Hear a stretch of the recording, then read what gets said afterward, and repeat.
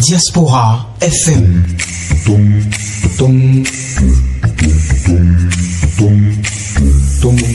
Diaspora FM, en direct de la Fondation Espace Afrique Civre de Glody c'est le pied. Le point 7. Le point 7. Votre émission de décryptage de l'actualité nationale et internationale sur Diaspora FM 102.3. Auditeurs, auditrices de Diaspora FM, bonjour et bienvenue à votre émission, le point 7. Le point 7 qui vient faire le point de cette semaine, en tout cas, cette semaine qui s'achève, qui aura été assez riche en événements, et puis beaucoup d'autres événements qui concernent quand même la presse béninoise, qui aujourd'hui est en train de prendre son destin en main, puisqu'il y a une campagne qui a été lancée. On doit pouvoir en parler. Nous avons dans ce studio l'initiateur, il a nom, Michel Aonon, bonjour. Bonjour, chers confrères, bonjour aux auditeurs de Diaspora FM. Merci d'être venu jusqu'à nous. Cette émission d'ordinaire reçoit plus de 2 confrères. Il y a Julien Kitty qui aujourd'hui, malheureusement, ne se porte pas très bien, mais m'a assuré qu'il est en train de récupérer. Et il y a Vincent Fortuné à Sogba, qui souvent est là, même s'il nous a fait quelques faux bons ces derniers temps. Heureux de l'avoir en studio. Vincent Fortuné à Sogba, bonjour. Bonjour, Peggy Ludovic Dagba, et bonjour aux auditeurs de Diaspora FM. Je suis revenu et j'ai pas fait les faux bons, de bon gré. Bon, il faut dire qu'il y a ma santé qui a pris un coup. Après ça, il fallait courir pour d'autres choses, que la République m'a appelé ailleurs et je me suis rendu disponible et voilà pourquoi je n'étais pas là. Aujourd'hui, je suis là, je suis de retour et je dis aux auditeurs bonjour et très bon vendredi. Alors, très bon retour, moi je dois vous dire, et attendre quand même, parce que j'ai pas vu les emballages, ce que vous avez ramené du village, parce que vous étiez au village quand même, vous avez pu faire un tour là-bas, c'est vrai qu'il y a le Sokourou et tout, mais il y a d'autres choses aussi. Qu'est-ce que vous nous avez ramené? Mais tu ne dis pas la vérité aux auditeurs. Ah, d'accord. Parce que... Il faut pas mentir. Voilà, tu fais économie de vérité. J'ai amené un colis d'yam que tu as déjà touché tout à l'heure. Je crois que les auditeurs ne voient pas, mais... Non, mais non, il veut mettre la bouche, de l'eau à la bouche aux auditeurs. Voilà, je suis obligé de dire que je suis revenu avec un colis d'yam. D'accord. Quand même, qui est à l'entrée du studio, qu'il a récupéré. Ah, qu'il a récupéré, hein? Oui, tu l'as récupéré, puisque c'est sorti de la malaria et tu l'as récupéré, et c'est là, bien sûr, à l'entrée du studio. Bon, on ne dit pas que les personnes âgées ont menti, hein. Je dis oui, maintenant, puisque nous sommes à l'ère des nouvelles technologies, de l'information, de la communication. On peut vérifier. C'est téléchargeable aussi. D'accord. Je prends. Vous savez que c'est une bonne intention aussi. Bien. Donc, je profite de l'occasion pour dire que, comme on vient de m'informer que tu as déjà pris le colis, et quand on aura fini là, je vais prendre ma part chez toi. D'accord. On va se le partager. Mais du moins virtuellement, hein. Ah bon? Non, c'est pas quand même. Alors, on l'avait annoncé, la semaine dernière, vous n'étiez pas là. Bori Yahi qui a quelques soucis, avec, on va dire, le préfet de l'ONU, voilà. Et il a annoncé une croisade qui devrait quand même se tenir dans la capitale, Porto-Novo, pour ne serait-ce que parler, religion, prédication, mais il a été stoppé net dans son élan. Comment avez-vous apprécié l'information, Michel Aoulon? Oh, vraiment, je salue une fois encore les auditeurs de Diaspora FM. Bon, par rapport à cette actualité, le préfet, il faut d'abord dire que le préfet, pour ce qui est fait d'interdit, est-ce que le préfet devrait interdire ou ne pas interdire? Je pense que si toutes les formalités administratives nécessaires et subséquentes avaient été faites, en principe, la manifestation devait être autorisée. Mais il y a l'aspect politique qui est toujours collé au déplacement de l'ancien président Yahi Boni, qui fait que ça peut être un motif aussi de ce que On peut trouver que la foule que ça va drainer et tout, si les dispositions ne sont pas prises pour bien encadrer, que ça peut créer des débordements. Et donc, je voudrais bien croire que ce n'est pas une interdiction pour toujours, mais que c'est peut-être pour prendre des dispositions pour que, s'il y a la demande du président, puisque ce n'est pas une activité politique. Et c'est vrai que c'est pas une activité politique, mais c'est un homme politique. Donc, je pense que ça doit être à cause de ça. Mais personnellement, je trouve que si toutes les conditions sont réunies, il serait bien quand même qu'on puisse laisser le président rencontrer les fidèles, étant donné que le message qu'il veut porter n'est pas un message de violence, c'est un message de paix et tout. Je pense que ça ne gêne pas. Ce n'est pas... ça dépend de la portée du message et le message qu'il porte. J'apporte la précision suivante, c'est que le maire avait déjà autorisé cette manifestation. Et le préfet est revenu là-dessus en invoquant sa décision de suspendre toute manifestation publique sur les places publiques. Et l'arrêté a bien précisé que cette manifestation peut avoir lieu dans le temple. Oui, parce que c'est une manifestation religieuse. Qui va drainer du monde. Maintenant, on dit que les manifestations religieuses, c'est dans les temples, les églises et autres, je suis d'accord. Les manifestations religieuses se déroulent normalement dans les lieux. Maintenant, ça n'empêche pas qu'il y ait une manifestation religieuse qu'on amène sur une place publique.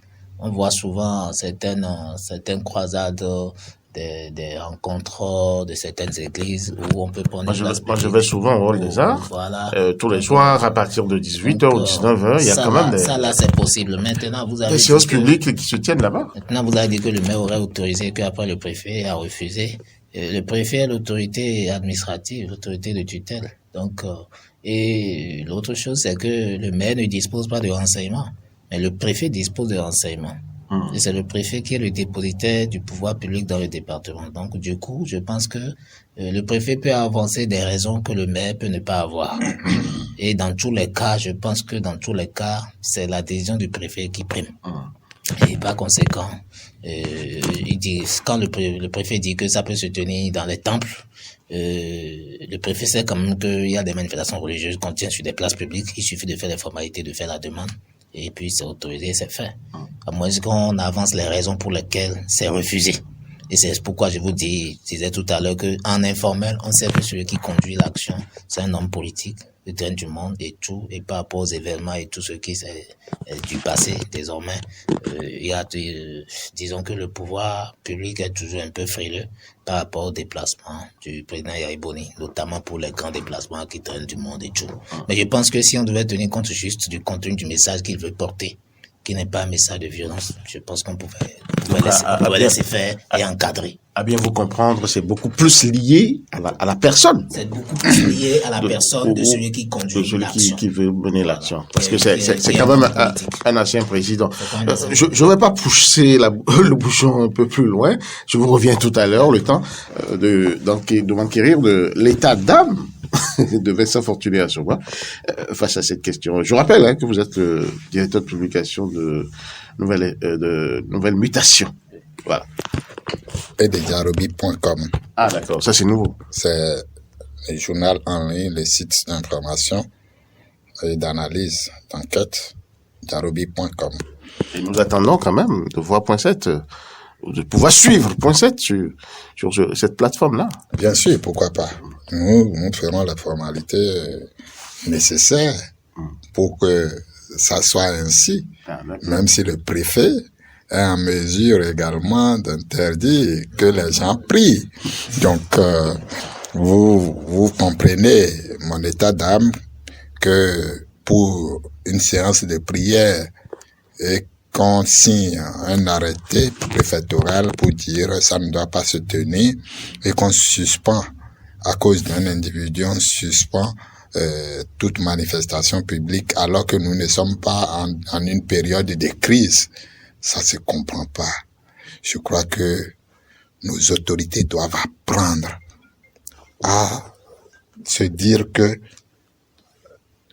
chaque temps, à chaque moment, il y a quelque chose qui doit coller.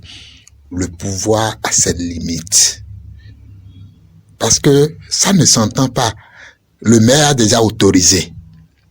Oui, c'est vrai, mon confrère Michel Aouna a dit tout à l'heure que le préfet a des renseignements. Oui, d'accord. Mais quel genre de renseignements on vient dire c'est pour aller prier et qu'on dise que c'est une manifestation publique, que ça ne saurait s'organiser, il faut interdire à la veille. Que ces gens se la chassent, que demain, ils vont laisser la casquette qu'ils portent aujourd'hui. Et c'est ça qui va rester, ça va les suivre. On nous dira qu'on a reçu des instructions du haut. Mais ce n'est pas... Mais personne n'a dit ça, hein? Non, on en a déjà entendu dans ce pays. C'est pourquoi je me permets de le dire. Mais on ne sait pas qui est donné de cette instruction. Et malheureusement, au moment opportun, ce n'est pas le donneur d'ordre là qu'on va voir. C'est vous qui signez. Et c'est dommage que ça se passe comme ça. Oui, Yahi Boni est un ancien président. Yahi Boni, à chaque déplacement, draine du monde. On ne peut pas lui empêcher. Est-ce que c'est lui qui appelle les gens? Non. Si le monde court pour aller voir Yahi Boni, c'est parce que Yahi Boni a été quelque chose, c'est parce qu'il y a quelque chose en Yahi Boni qu'ils veulent. Et ici, on est en train d'aller prier. Mais alors, qu'est-ce qu'on peut craindre? Avoir un Boni Yahi en croisade, c'est-à-dire en train de prier, en train de prêcher la bonne nouvelle. C'est la question que moi aussi j'allais poser à notre préfet pour savoir mais c'est quoi, qu'est-ce qu'on craint. Voir, le monsieur avait déjà annoncé à la veille de son départ de la Marina qu'il deviendrait pasteur. Et le pasteur dit, je vais aller prier, prêcher la bonne nouvelle. Parler. Un pasteur prêche, mais dans le temple. Non, on a parlé de croisade. Une croisade peut se faire sur une place publique. Et là, en ce moment, il y a plus de monde. Ça atteint plus de gens. Et les gens craignent peut-être le débordement. Quel genre de débordement? Non. Pourquoi on ne peut pas prendre des dispositions? Pourquoi on ne peut pas leur demander... si vous avez déjà pris 20 policiers, augmentez le nombre. Puisque c'est à leurs frais.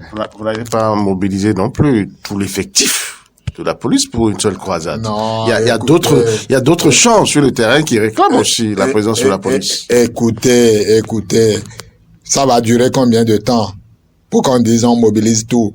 Et de 2016 à ce jour-là, on a déjà recruté plus de 20 000, je ne connais même plus le nombre. Alors quand le président Patrice Talon venait, il disait que on n'a pas besoin de tant d'effectifs. Mais aujourd'hui, on a multiplié par 10 l'effectif de la police qui existait avant l'arrivée de Patrice Talon. Et pourquoi on va nous dire aujourd'hui qu'on ne pourra pas mobiliser d'effectifs pour une croisade? Ce n'est pas une manifestation, ce n'est pas une manifestation politique. Ce n'est pas, on ne dit pas sitting, on ne dit pas marche de protestation. On dit on va prier.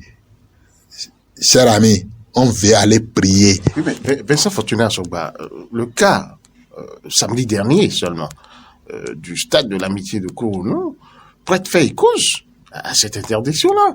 Personne n'avait prévu ce qui est arrivé. Pourtant, c'est un grand stade. Il y a toutes les installations qu'il fallait et tout. Mais voilà, là où on en est arrivé. C'est pas la même chose. Je suis désolé.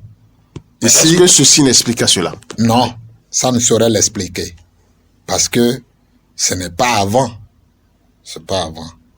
Et ce n'est pas la même chose. Je le répète encore, ce n'est pas la même chose.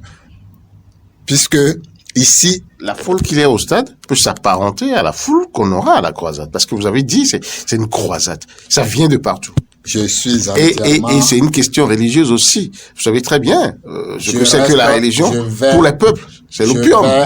Je vais, bien sûr que c'est l'opium, mais ça ne saoule pas. Non, je suis désolé, ça ne saoule pas. Ça déchaîne les passions. Non, pas autant que le football. Le football déchaîne... Vous connaissez la guerre religieuse? Non. Ici, il n'y a pas de guerre. Nous ne sommes pas en guerre. On est allé prier. Je prends place pour prier. Ce n'est pas je prends place pour suivre un match de football où je peux me lever et crier à tout moment de rage ou de joie. C'est pas la même chose. Donc, ça ne peut pas s'expliquer. On ne peut même pas défendre ça. Il faut que les nôtres comprennent que en faisant cela, si c'est parce que Yaïboni draine du monde, vous savez, la victimisation marche bien au Bénin. Et chaque fois qu'on va chercher à toucher à Yaïboni, sa popularité va monter. S'ils ne le savent pas là, qu'ils le sachent aujourd'hui. Donc il est content ou il serait content d'avoir été sanctionné? Non, ce n'est pas lui qui est content ou pas, mais puisque vous dites qu'il va en tirer une prébande politique. Forcément. Excusez-moi. Je vous disais que je suis souffrant, et vous comprenez, ce n'est pas encore fini. Comme encore aujourd'hui. Bon, il y a aussi le froid. Bien sûr, je voulais le dire que les studios, comme chaque fois quand on vient, il y a une situation. Aujourd'hui, Peggy a choisi mettre le truc à moins 16. Et voilà, nous sommes dans les profondeurs. Pour compenser les situations dont vous parlez. Nous sommes dans les profondeurs aujourd'hui, donc cela joue aussi sur ma santé. On va devoir diminuer. Non, pour vous permettre d'aller. Ça peut aller parce que je ne suis pas seul dans le studio. On peut aller. Donc, revenons à notre sujet, c'est que aujourd'hui, si ça se passe comme ça, chaque fois que ça se passe comme ça, ils donnent du bémol. Ils complètent, ils augmentent l'aura de Boni Yayi. Or, on pouvait laisser. On donne des instructions fermes. Pas de débordement. Appelons un chat. Vincent Fortuné Assoba. Est-ce que Boni Yayi n'est pas en train de payer le prix de son irruption dans la campagne dernière aux élections législatives pour influencer positivement le score des démocrates? Il en sera encore ainsi demain tant que le régime continue d'interdire ses sorties. Il en sera ainsi. Et Boni Yayi est un citoyen comme tout Béninois. Pourquoi vous voulez lui enlever un ancien président? Vous voulez lui enlever? Mais il n'était pas attendu dans la campagne. Mais d'abord, c'est un président d'honneur. Est-ce qu'il a à descendre dans l'arène à une pareille circonstance? Mais quel test l'interdit, selon vous? La sagesse. Quelle sagesse? La sagesse politique. Le monsieur est le président d'un parti politique. Président d'honneur. Il est président d'honneur d'un parti politique. D'accord, j'accepte. Honneur avec grand H, d'accord. Ou même tout ce que vous voulez. Mais il est membre de ce parti parce que... Deuxièmement, il était sur le terrain de... Comment vous dites ça? De la médiation africaine. Écoutez. Le terrain était chaud là-bas en Guinée. Qu'est-ce qu'il avait à quitter ce terrain-là pour revenir au pays? Le terrain ne peut pas être chaud dehors et abandonner sa maison qui brûle ici. Bien sûr. Parce que on sortait d'un parlement monocolore. Un parlement acquis 100% au régime. Il fallait dans quel pays vous avez à ce parlement? Bien sûr, pourquoi pas. Et Yaïboni étant le président d'honneur du plus grand parti de l'opposition. Et vous voulez qu'il reste dehors, qu'il dise non, ça chauffe là-bas. Ça chauffe où? C'est au Bénin, si ça chauffe. Il est rentré. Mais il a ses gars au pays qui pouvaient très bien manœuvrer. Cher ami, vous savez, c'est son parti. Il est membre du parti. Et aucun test ne lui interdit de battre campagne pour son parti. Il est ancien président. C'est un homme politique plein. Et qu'est-ce qu'on peut lui reprocher? Donc, à l'homme politique, en terrain religieux, les gens ont raison de l'arrêter. Non. Pas de confusion. Non. Il n'a pas dit, je porte les couleurs de mon parti pour aller là-bas. C'est pas parce que je suis... Et si c'était une ruse? Non, il n'y a pas de ruse. On ne ruse pas avec Dieu. Je suis désolé, on ne ruse pas avec Dieu. Ah, d'accord. Aujourd'hui, Yaïboni dit, je vais faire religion. Il va faire religion. S'il veut faire sa campagne politique, est-ce qu'il y a campagne actuellement?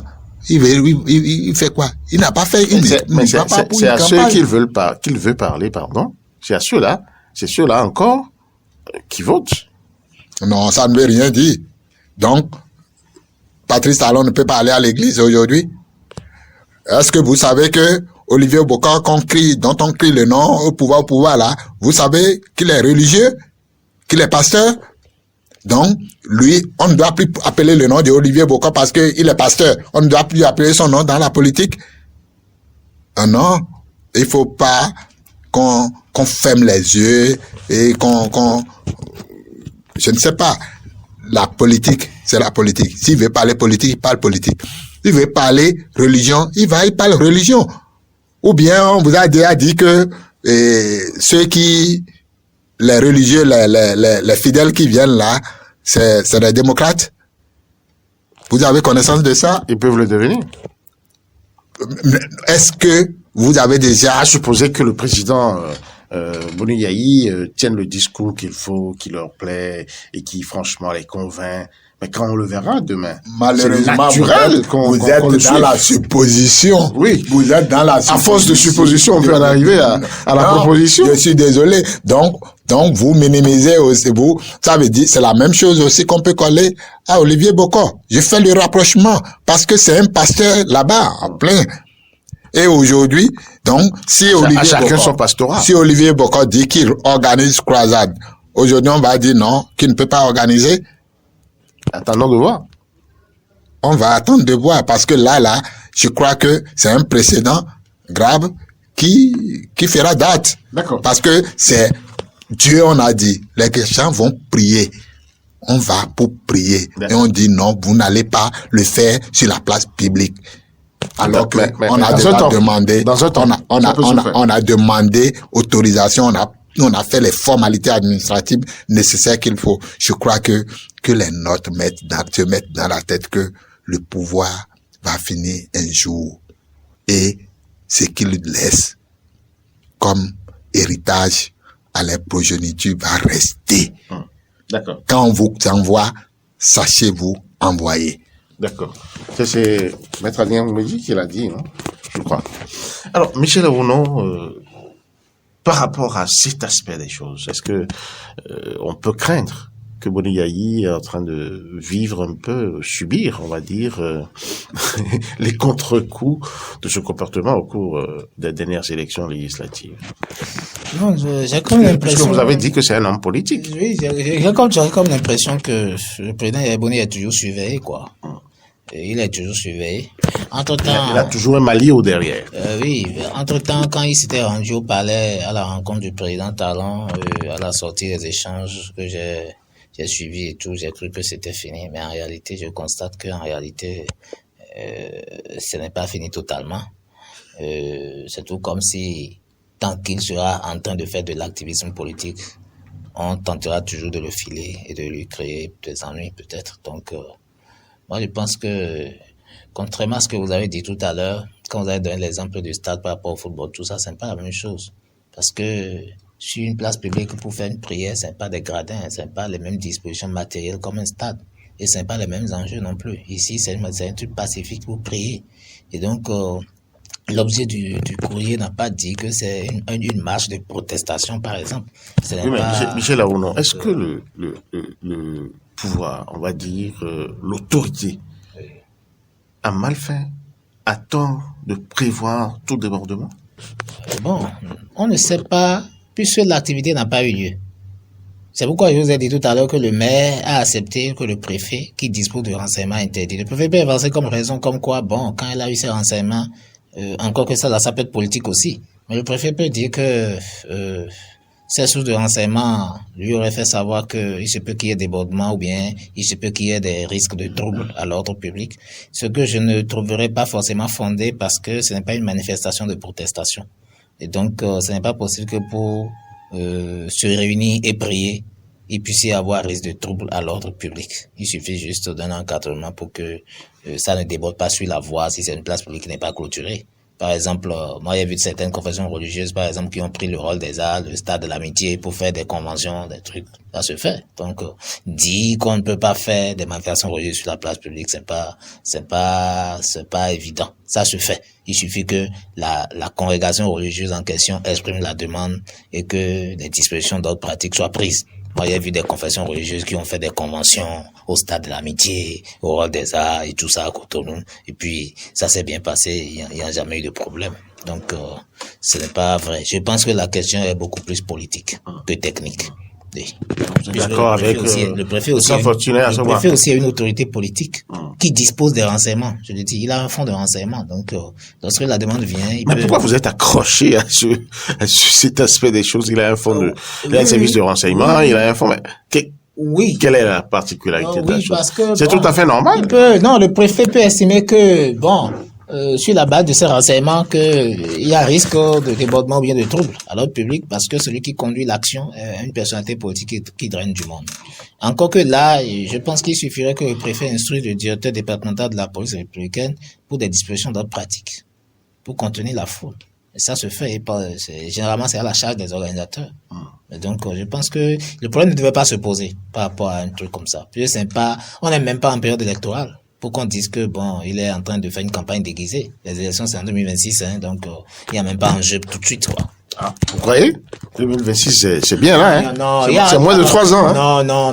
Vous suivez un peu, l'effervescence politique dans le pays. Et vous pensez que, à 3 ans déjà, Yaïboni va commencer par faire campagne? Non, moi, je pense que l'enjeu étant de taille, un activisme. Il vaut mieux vite se mobiliser. Un activisme politique de ce genre ne peut pas commencer de sitôt avec un ancien président de la République. Donc, moi, je pense que le fait d'avoir interdit et la réaction que ça donne, c'est ça qui va plutôt donner l'impression qu'on veut encore museler le président Yaïboni. Au fait, c'est l'interdiction là qui va animer maintenant un débat politique autour d'un événement qui n'était pas politique. Voilà, parce que toutes les fois que on entend le nom Yaïboni, il y a cet aspect là aussi qui revient. Tout comme si il doit mener une action et que il y a musellement et tout. N'oubliez pas aussi que c'était concomitamment avec une déclaration du Parti Les Démocrates aussi, dont le président Yaïboni est président d'honneur. Donc tout cela peut avoir été bien monté. Dans l'autre, c'est ce que je vous dis. Donc le préfet peut avoir ces raisons-là d'autres politiques pour interdire la manifestation du président en le voyant comme président d'honneur d'un parti d'opposition et non en tant que un pasteur, quelqu'un qui veut faire une réunion. Mais on ne peut pas s'en tenir à là parce qu'on a beaucoup d'hommes politiques quand même dans le système qui sont aussi dans des congrégations religieuses à des niveaux élevés. Donc si on prend ça là, si on prend date par rapport à ça, ça risque de créer des problèmes à l'avenir quand d'autres personnes aussi vont exprimer la demande donc de faire une manifestation sur une place publique, une manifestation religieuse sur une place publique. C'est cela. Alors, Michel Aounan, oui, vous avez quelque chose à ajouter? Oui, bien sûr. En 1 minute, parce que faut qu'on passe à un autre sujet. Comme vous voudrez, et je voudrais dire simplement que Michel vient de dire, demain, ce sera le tour des autres. Et dans un pays, ce sera toujours comme ça? Quelqu'un a fait mal, il faut que je vienne lui rendre le coup, non, ainsi de suite. Du tout pas. Du tout pas. Parce que vous n'avez pas un pays des règlements de compte. Oui, parce que, rappelez-vous, dans ce pays, les gens ont dit qu'ils vont marcher sur la présidence. Mais ils sont venus, le lendemain, ils ont dit, il y a ligne rouge dans Cotonou. Est-ce qu'il y a une marche? Est-ce qu'aujourd'hui, au Bénin, on peut marcher facilement? Si déjà, une manifestation religieuse est interdite, vous voyez que marche là, ce n'est pas marche qu'on va autoriser aussi facilement. Je comprends très bien.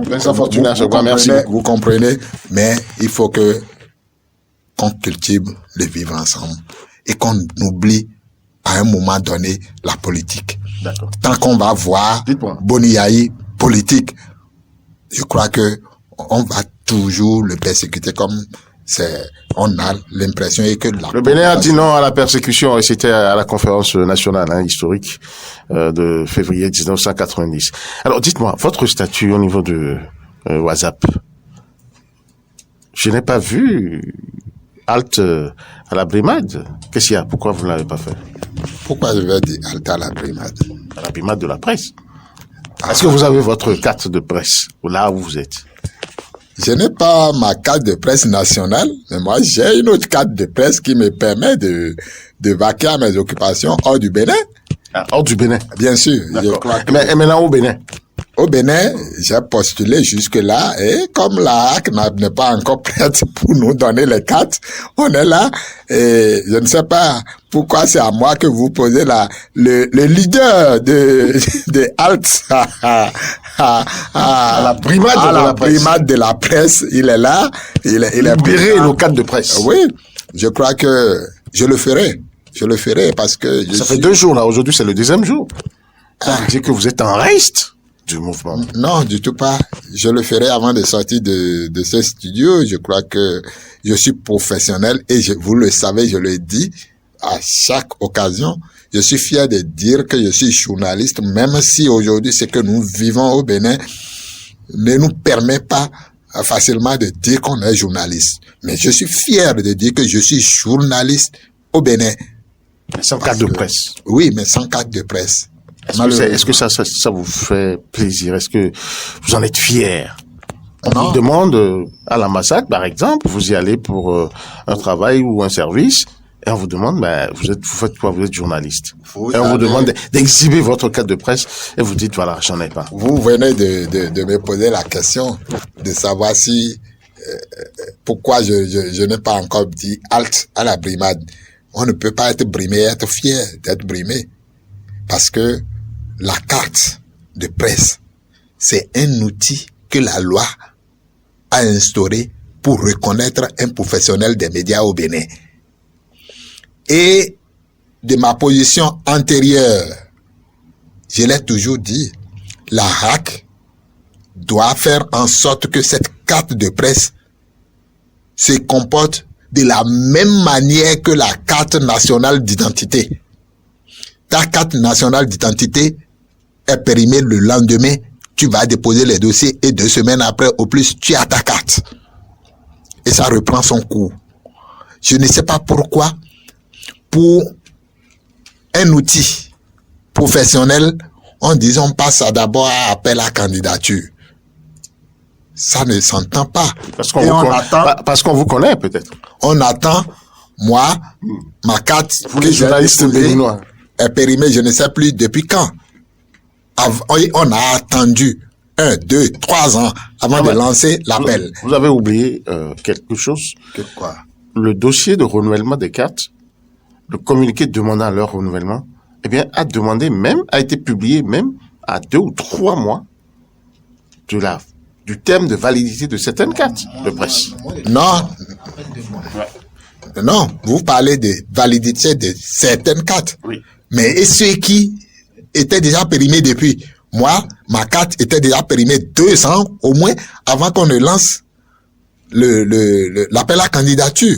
C'est là le problème. En ce moment-là, est-ce que je suis encore journaliste? Puisque c'est ça qui permet de me reconnaître comme journaliste. Et je ne l'ai pas sur moi. Et je vais me présenter comme étant journaliste. Mais si la police me met la main dessus, je suis un vil individu. Et je serai traité comme tel parce que je n'ai pas le sésame qui permet de me reconnaître comme journaliste. Parce que je ne peux pas dire je suis journaliste, on va dire, mais qu'est-ce qui prouve que tu es journaliste? Vous, Peggy Ludovic Dagba, si ce n'est pas votre crâne qu'on voit à la télé, qu'on sait que vous êtes journaliste quand le policier, et quand vous tombez sur un policier qui, lui, n'a pas son temps de regarder la télé, de reconnaître que, ou bien d'écouter la radio, et dit, ah, cette voix-là, je connais, le nom-là, je connais. Mais, on vous traite comme un vil individu d'abord. Or, c'est pour éviter cela qu'on a dit, la carte de presse permet de reconnaître le professionnel des médias au Bénin. Et d'ailleurs, dans le monde. Et vous allez voir, dans les grands aéroports, quand vous allez et on constate que vous êtes journaliste, le traitement est autre. À l'extérieur. Mais au Bénin, chez nous ici, malheureusement, non seulement on ne donne pas de valeur à cette carte de presse, mais voilà, aujourd'hui encore, on ne nous attribue pas cette carte. Quand ils ont pris le décret d'application du Code de l'information et de la communication, nous, on aurait souhaité que cette carte-là nous ouvre de plus larges opportunités.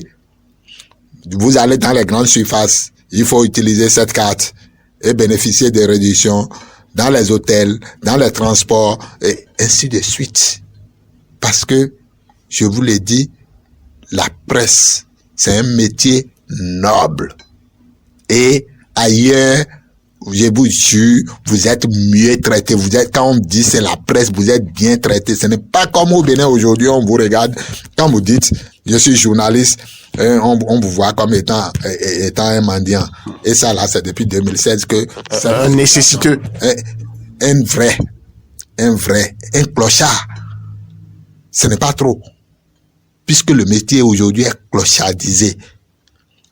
Et voilà, pour tout corroborer, la HAC, qui est chargée de nous protéger, de protéger la liberté de presse, également, se refuse de nous donner le sésame pour valoir tout au moins qu'on est journaliste, qu'on ne nous prenne pas comme un vil individu et nous jeter en prison. Est-ce que c'est vraiment la HAC? Est-ce qu'on peut se poser une seconde cette question? Est-ce que l'ordre n'est-il pas venu de quelque part d'autre? D'où? Eh ben, la HAC a un chef, non? La HAC a un patron. C'est qui le patron de la HAC? C'est le président de la HAC. La HAC est une institution de contre-pouvoir. Quelqu'un l'a nommé, non? Je dis, c'est mis dans les tests que c'est une institution de contre-pouvoir. Si le président... Avez-vous encore une institution de contre-pouvoir dans ce pays? Ah, c'est vous qui l'avez dit. Je pose une question. Non, je pose une question. Non, moi, je ne vais pas répondre à votre question. C'est parce que vous avez un sentiment que vous êtes allé sur ce terrain-là. Je n'ai aucun sentiment. Je reporte ici le sentiment des auditeurs. Non. Que j'entends. C'est les auditeurs qui posent cette question. Oui. Il y a beaucoup de populations qui se le demandent. C'est sûr que c'est quelque chose du genre. Mais je crois que donner la carte de presse aux journalistes, qu'on dise encore que l'ordre est venu d'en haut, ils sont en train d'écrire des pages de l'histoire qui vont laisser demain.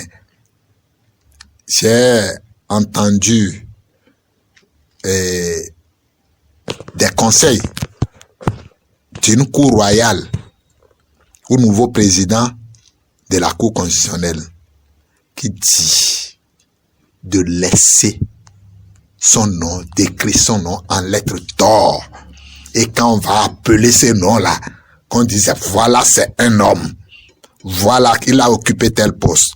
Qu'on ne dise pas laissez celui-là.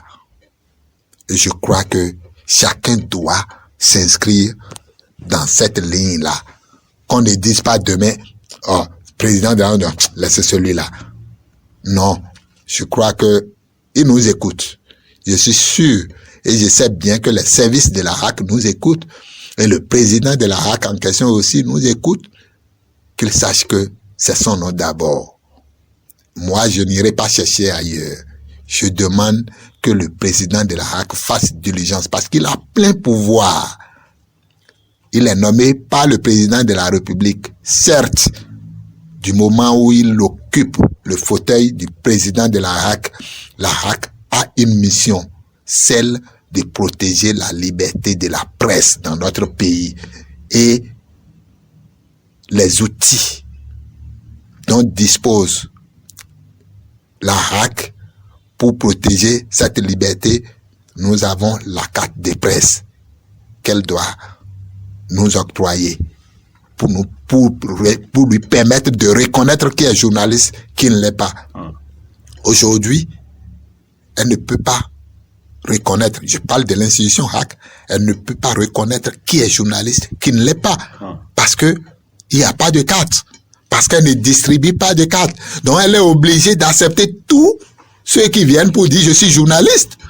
Or, si l'outil est délivré régulièrement, tu entres, tu as ta carte, tu sors, on te retire ta carte, c'est que tu ne pourras pas venir dire je suis journaliste. Pour être journaliste, tu montes ta carte.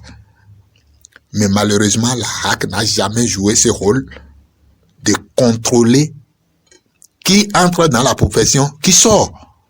Et je vous ai dit par le passé que cet outil est délivré encore dans un marchandage sur la tête des clients.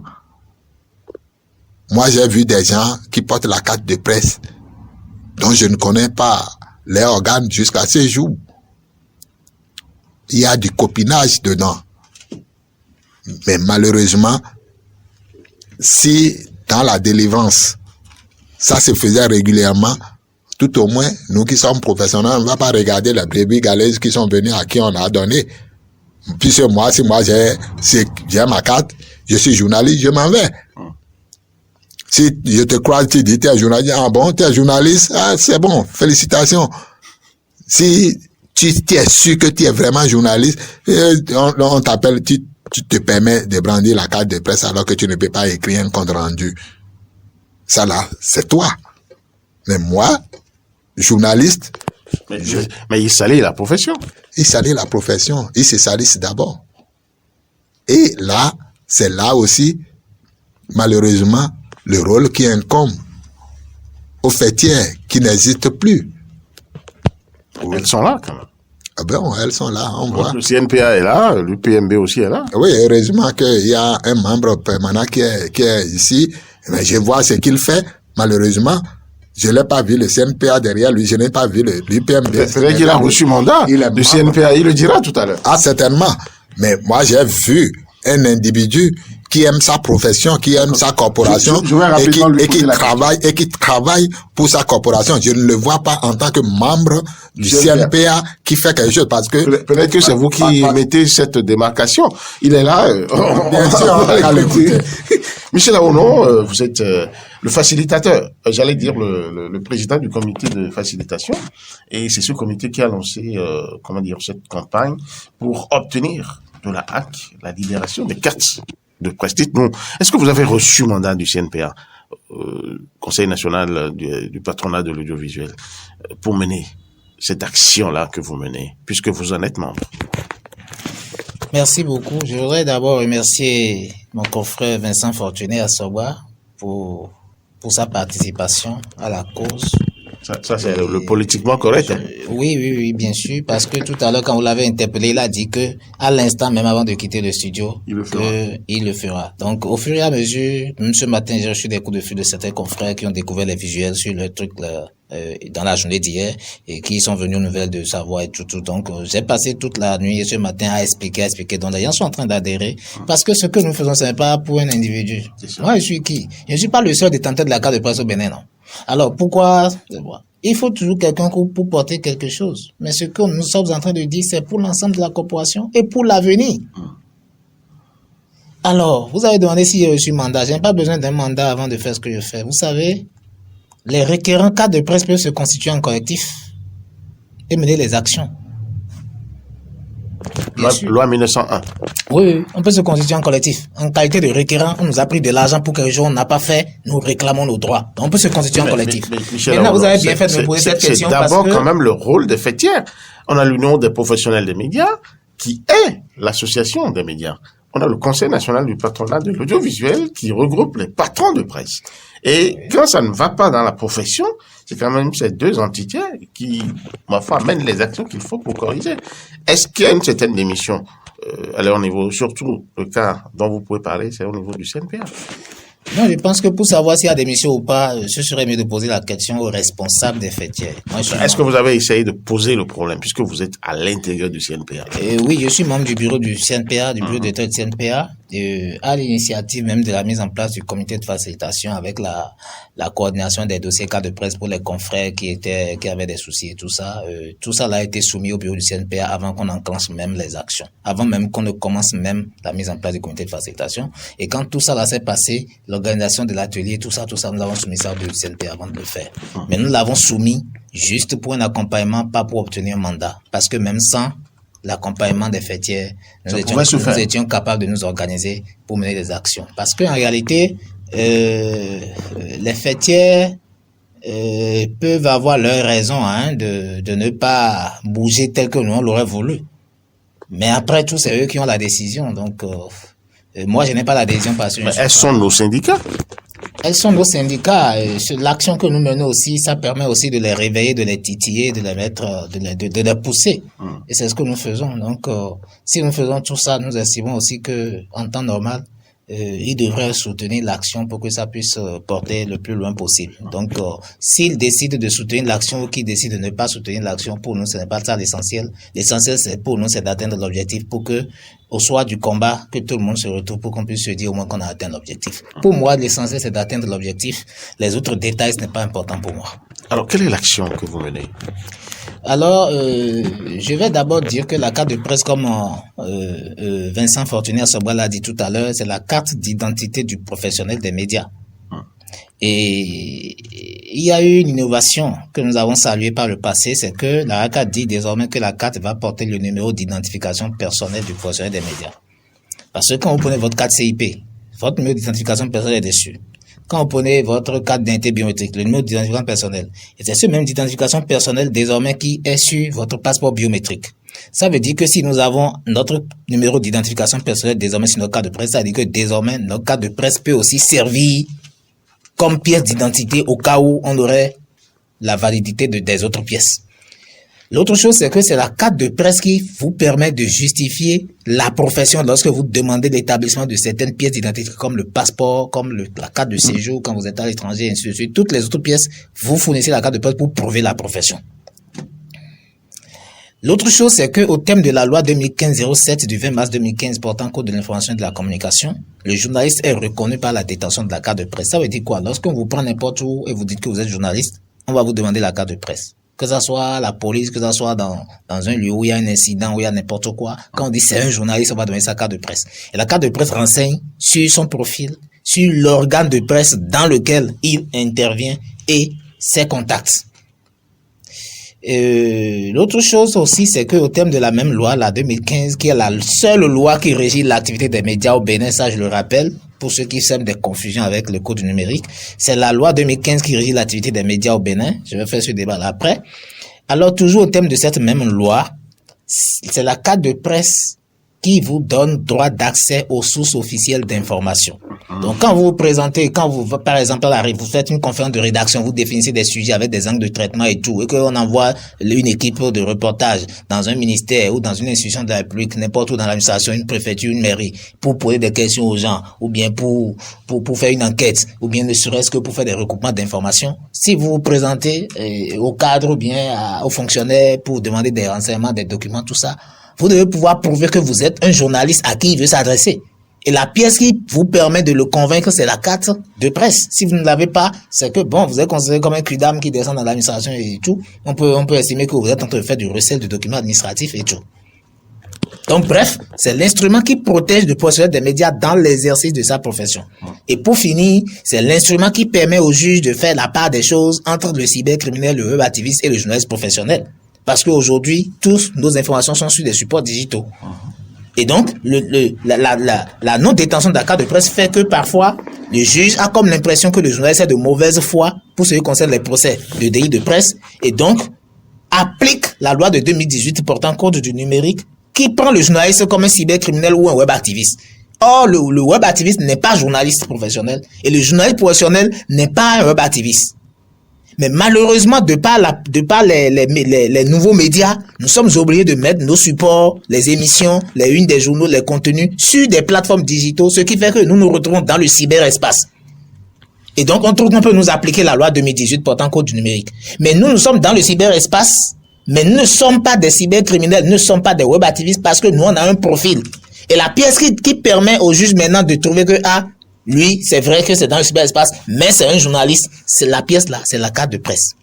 Alors, vous trouvez alors que c'est important pour un professionnel des médias en activité que c'est une pièce que il se doit de défendre. Je me réjouis déjà de ce que, par exemple, le confrère Vincent Fortuné Sobra, lui, au moins, de par son profil, de par son militantisme dans d'autres associations, a une autre carte de presse au plan régional ou international qui lui permet de faire ses activités. S'il n'avait pas ça, il serait en train de souffrir autant comme moi et comme beaucoup d'autres. Comme moi aussi. Voilà. Parce que moi, je n'ai pas cette chance. Oui, tout le monde ne peut pas avoir cette opportunité. Donc, c'est très important alors que nous puissions nous battre pour réclamer. Alors, qu'est-ce qui nous amène là? Ce qui nous amène là maintenant, c'est que, conformément à la loi 2015 et conformément à la loi organique relative à la HAC et conformément à la décision de la HAC, la décision de 2013 portant réglementation de la carte de presse, les appels à candidature ont été lancés et la commission qui est chargée du dépouillement de l'étude des dossiers a travaillé courant septembre 2022, l'année dernière, et la liste des éligibles est sortie depuis octobre 2022.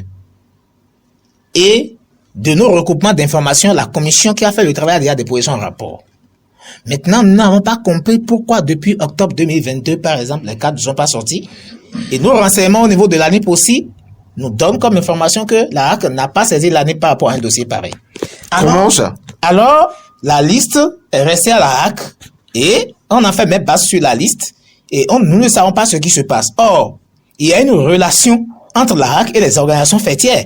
Il y a même eu décision portant cadre de concertation HAC, association professionnelle, que j'ai lu et j'ai trouvé que c'est du vide. Parce que pour respecter les partenaires que nous sommes, la HAC devrait, dans une correspondance aux fêtières, dire les raisons qui justifient ce qui se passe. Mais rien n'a été fait. Mais les fêtières ne l'ont pas exigé. Nous en étions là lorsque le chef de l'État, le 12 janvier dernier, a parlé de réforme. Et nous sommes restés là pendant 2 mois et la HAC n'a pas contacté non plus les fêtières à l'initiative des réformes. Or, les réformes concernent les acteurs des médias. Et les acteurs des médias ne sont pas la HAC, c'est nous autres. Chefs d'entreprise de presse, journalistes, toutes catégories confondues, c'est nous les acteurs. Mais nous nous sommes posé la question de savoir mais comment la HAC veut travailler sur les réformes sans consulter les organisations professionnelles. On en était là quand nous avons appris qu'il y a une commission qui a été mise à l'interne là-bas et les acteurs des médias n'ont pas été associés. Du moins, les associations professionnelles n'ont pas été associées et je n'ai pas aussi vu qu'on ait associé quelques confrères que ce soit. Alors, on s'est dit, mais qu'est-ce qui se passe? C'est de là que, à l'initiative des organisations fêtières, des correspondants sont partis à la HAC pour cette préoccupation et, subsidiairement à cette préoccupation, évoquer l'affaire carte de presse. Mais il s'est fait que, courant avril, la HAC a invité les responsables des fêtières à une séance de travail. Et à cette séance de travail, à la sortie, le compte rendu qui a été fait par la présidente de l'UPMB est que ils ont dit qu'ils sont à pied de vie. J'ai dit, mais comment on peut servir une réponse comme ça après avoir attendu 1 an? Ils sont à pied de vie, ils en sont où? Nous n'avons pas eu de suite. Donc ça fait que nous, on a mis un peu de bémol dans notre lutte. Mais nous avons constaté que la HAC a clôturé la session ordinaire en cours sans aborder le sujet. Alors nous avons considéré là qu'il s'agit là d'un cas de brimade, d'un manque de considération vis-à-vis d'une corporation, la corporation de la presse, et que nous ne pouvons pas croiser par rapport à ça. Et mieux, c'est une prestation pour laquelle nous avons payé sur le compte de la HAC au trésor public, sur un total de près de 14 millions de francs CFA, qui dort sur le compte depuis 1 an déjà. Et donc, quand vous collectez de l'argent auprès des requérants pour une prestation que vous n'effectuez pas, ça ne s'entend pas pour l'image d'une institution comme la HAC. Et maintenant, j'en aurais fini lorsque je vous aurais dit que la HAC, c'est l'institution de régulation des médias chargée de la protection et de la défense de la liberté de la presse. Alors, comment peut-on comprendre que l'institution qui est chargée de protéger et de défendre la liberté de la presse empêche les journalistes d'avoir accès aux sources d'information? Puisque confisquer les cartes de presse, c'est les empêcher de faire leur travail en allant aux sources d'information. Comment l'instance qui est chargée de protéger leur liberté, leur fonctionnement, les empêche d'avoir l'instrument qui leur permet de justifier leur profession pour les titres de voyage? Comment l'institution qui est chargée de protéger, de défendre la liberté de la presse empêche les acteurs des médias de faire leur travail pour pouvoir se défendre devant les juridictions en cas de citation pour délit de presse? Voilà les 3 questions qui nous amènent à conclure que, se comportant ainsi, la HAC est en train de ramer à contre-courant de sa mission constitutionnelle.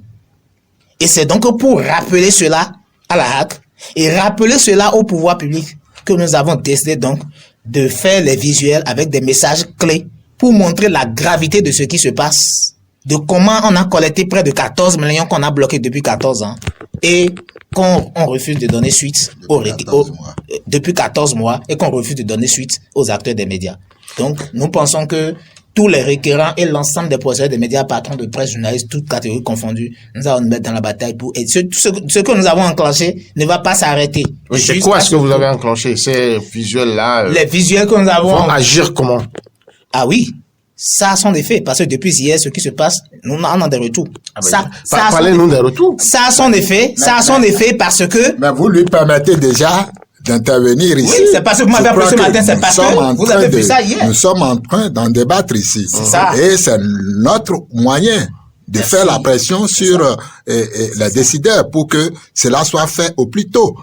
Vous savez, et c'est là que moi j'aurais du mal à voir qu'il y ait des professionnels des médias récurrents qui ne mettent pas ces visuels dans leur profil. J'ai promis, et je le ferai avant de sortir d'ici, je l'ai dit, parce que vous ne l'avez pas consulté, parce que je suis un professionnel, je suis un requérant. Ce que Michel fait, je crois que ce n'est pas pour lui seul. Si cela ne tenait qu'à lui, c'est ça, c'est le cas. Mais aujourd'hui, nous sommes des centaines de professionnels. Plus de 2700 dossiers ont été réceptionnés. Donc, je crois, nous sommes des milliers à avoir besoin de cette carte. Je crois que si nous tous, on fait le même geste, ça va frapper à l'œil aux décideurs qui vont se dire, attention, sortons les cartes. Ou bien, au plus haut niveau, les gens vont dire, mais qu'est-ce qui se passe entre la HAC et ses partenaires? Parce que nous sommes des partenaires de la HAC. Qu'est-ce qui se passe? Parce que sans les professionnels des médias, il n'y aura pas HAC. Ça n'a pas de sens. Oui, bien sûr. Donc, nous sommes des partenaires de la HAC. Donc, aujourd'hui, je crois que je voudrais profiter de votre micro pour demander aux professionnels des médias de prendre fait et cause pour cette lutte. Il faut pas que ça soit la lutte des autres que nous fassions. Et c'est ce que nous avons toujours fait. Faisons notre propre lutte. Faisons notre propre lutte et qu'on obtienne les cartes qui permettent de nous identifier comme étant des professionnels des médias dans notre pays. D'accord. L'autre chose que je voudrais ajouter, c'est que quand nous avons mis en place le comité de facilitation dans le cadre des appels à candidature et tout, on avait des objectifs lointains. C'est parce que la HAC a bloqué la machine que nous sommes en train de parler encore de délivrance de carte de presse. Sinon, normalement, il y a le dossier relatif aux avantages liés à la détention de la carte de presse au Bénin. Mais à un moment donné, on a sursis à ce débat parce qu'on s'est dit, mais vous parlez de quelque chose qui n'existe pas encore. Comment vous pouvez parler davantage de quelque chose qui n'existe pas? Donc, nous voulons que les cartes sortent pour que nous puissions ouvrir le chantier. Parce qu'aujourd'hui, il y a un décret qui existe depuis 2013, mais qui n'a jamais été mis en vigueur. Et nous avons déjà parlé de ça dans le projet de réforme sur lequel la HAC est en train de travailler présentement. Pour dire que ce décret-là, il faut revoir ce décret et amener le chef d'État à prendre un nouveau décret. Et que désormais, contrairement à ce qui nous est arrivé par rapport à la loi de 2015 portant code de l'information et de la communication, que la nouvelle loi qu'on va faire dans le cadre des réformes qui va régir l'activité des médias, que les décrets d'application soient effectivement pris. Parce qu'il y a eu trop de tricherie et de jeux politiques par rapport à cette loi de 2015.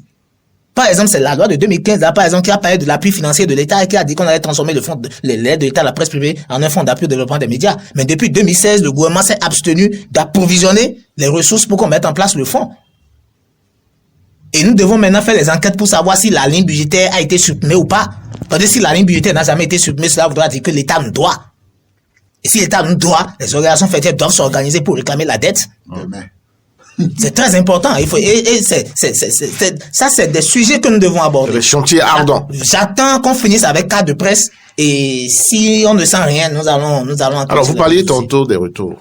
Quelques retours rapidement. Nous avons encore 2 minutes pour finir. Oui, permettez que je ne puisse pas tout dire ici. Parce que. Mais ça bouge quand même. Oui, ça bouge. Il y a des réactions. Il lui fallu ça. Il y a des réactions. Je vous rappelle que la HAC a clôturé la session et c'était pendant ça que nous avons lancé les visuels. Et je pense qu'ils sont informés, ils savent ce qu'ils doivent faire. Parce que s'ils ne le font pas, les visuels, il y en a plusieurs. Hein. On en a plusieurs avec des différents messages. Et c'est des messages après clés. les visuels. Non, après les visuels, il y a d'autres actions, mais on a fait l'option de ne pas décliner nos actions. Parce qu'on connaît un peu le pays, on se connaît. Donc, c'est à la mesure les gens voilà, c'est à la mesure, voilà, les gens découvriront les actions. Mais on ne va pas dire, voilà ce que nous avons fait. Mais on a pris une série d'actions successives, à intensité progressive. On va le faire. Jusqu'à ce que les cartes sortent. Si la HAC ne veut plus qu'on l'embête, si la HAC ne veut plus qu'on écrive des choses, la HAC a une seule chose à faire, libérer les cartes de presse. Sinon, tout ce que nous avons prévu, nous allons le faire au plan de communication et même au plan administratif, même au plan judiciaire. Oui. Parce qu'il y a des institutions de la République qui sont chargées de réguler l'activité des pouvoirs publics. Et quand il y a des problèmes comme ça, il y a des instances qui sont chargées donc de connaître ça. Mais nous sommes dit que ça doit être le dernier recours. Nous avons mené des actions d'ordre professionnel, d'ordre corporatiste. Et si tout ça là échoue, on constatera à notre corps défendant qu'on a affaire à une institution qui veut se transformer en bourreau. Et face à ça, nous allons prendre le chemin qu'il faut. Mais nous allons faire le combat de façon civilisée mais ferme. D'accord. Merci à vous. Merci beaucoup. Michel Aoulon. Mon frère. Je rappelle que vous êtes le président du comité de facilitation pour l'obtention de la carte de presse. Vous avez lancé une campagne dont nous avons parlé dans cette émission. Vous étiez en face de Vincent Fortuné Assoba. Il est le directeur de publication de Nouvelle Expression. Il fut aussi secrétaire général du CNPA. Nouvelle mutation. Nouvelle mutation. Il fut aussi secrétaire général du CNPA Bénin. Tout à fait. Ça, on l'a dit et les auditeurs le savent. Bien sûr, bien sûr. Et je crois que vous-même, vous devrez mettre votre profil déjà fait, jour. depuis hier. Allez vérifier. C'est fait depuis hier. Merci beaucoup. Merci, président. Merci beaucoup, merci. Le point 7. Le point 7. Votre émission de décryptage de l'actualité nationale et internationale sur Diaspora FM 102.3. Diaspora FM.